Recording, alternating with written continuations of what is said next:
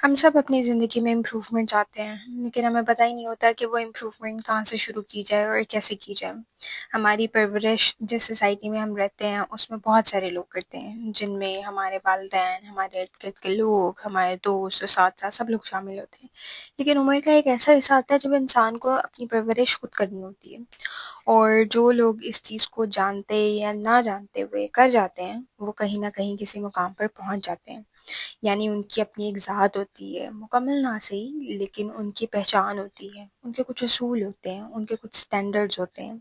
لیکن جو لوگ اس تربیت کے مرحلے تک کبھی پہنچ ہی نہیں پاتے وہ محض جانور بن کے رہ جاتے ہیں، وہ اپنی خواہش کے پجاری بن جاتے ہیں۔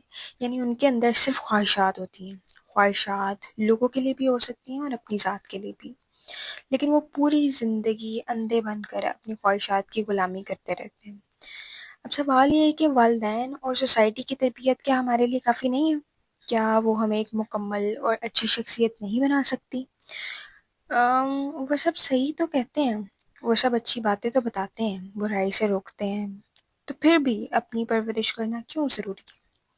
جب اس پر روشنی ڈالیں تو ہمیں نظر آتا ہے کہ انسان فطرتاً ایک باغی مخلوق ہے۔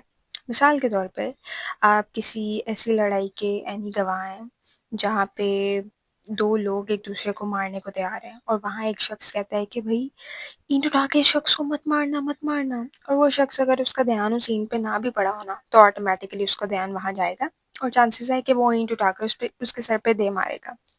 تو یہاں یہ طے پایا کہ ہم انسان کو کسی صحیح چیز کو غلط انداز میں بیان اگر کریں تو ہم اسے غلط کام کرنے پر اکسا سکتے ہیں۔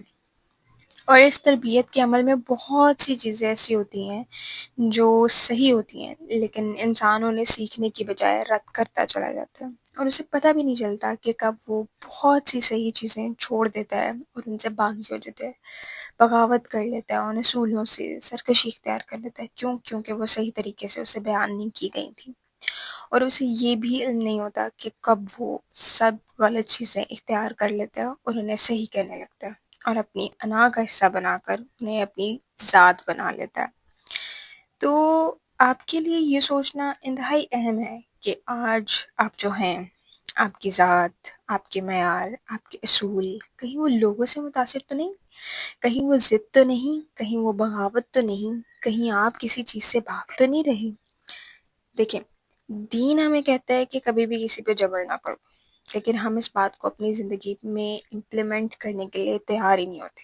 ہم جو سکھاتے ہیں وہ حکم کی صورت میں سکھاتے ہیں۔ کس نے کہا ہے آپ کو حکم دینے کو؟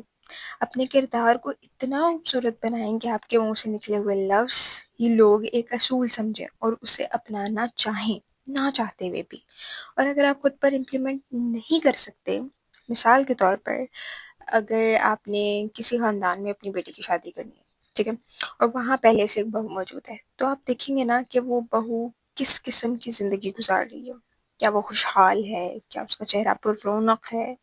اگر ہے تو آپ اطمینان کے ساتھ اپنی بیٹی کی شادی وہاں کر دیں گے، لیکن اگر وہ بدحال زندگی گزار رہی ہے، اس کا چہرہ بے رونق ہے، تو آپ سوچیں گے کہ ہو سکتا ہے کہ ہماری بچی بھی خوش نہ رہے، تو آپ وہاں شادی نہیں کریں گے۔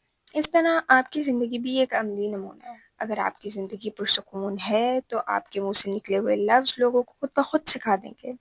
اس لیے پہلے اپنی زندگی کو سنواریں، اور اگر ایسا کرنا ممکن نہیں ہے تو لوگوں کو پہ چیزیں مسلط کرنا بند کریں، ان کو حکم دینا بند کریں، مسلط مت کریں، انہیں سکھائیں، لیکن آرام سے، اس طرح نہیں کہ وہ چیزوں سے باغی ہو جائے، کیونکہ آپ کا یہ تربیتی عمل بہت سی زندگیاں آباد اور بہت سی زندگیاں برباد بھی کر سکتا ہے۔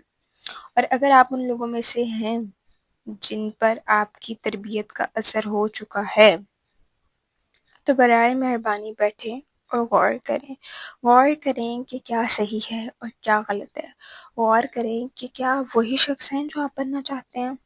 اگر آپ صحیح انسان بننا چاہتے ہیں تو صحیح انسان بنیں۔ یہ جو آپ کے ساتھ ہوا ہے نا، یہ آپ کا قصور نہیں تھا، اور نہ ہی ان کرنے والوں کا بھی، وہ بھی آپ کی بھلائی ہی چاہتے تھے۔ لہٰذا ٹھیک ہے، طریقہ غلط تھا، مگر کوئی بات نہیں، معاف کر دیں، انہیں بھی معاف کر دیں اور خود کو بھی معاف کریں۔